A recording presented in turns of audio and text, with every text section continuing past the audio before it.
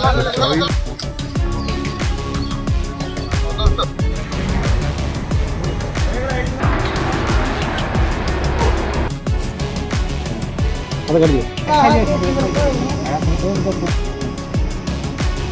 ना कोन रमेश नायक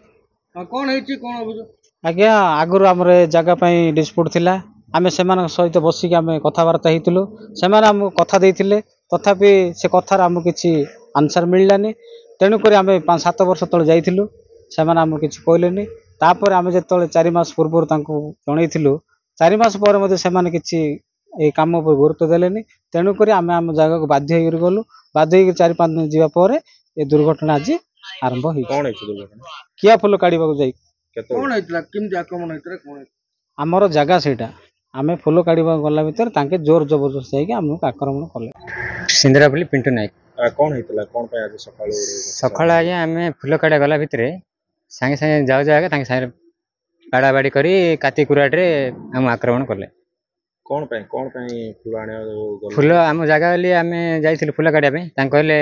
आमे तो दखल रे करछु तमे काई आसो बोली डायरेक्ट आक्रमण कर देजो यज्ञशाला गाँ भितर उभय भितर किया फुल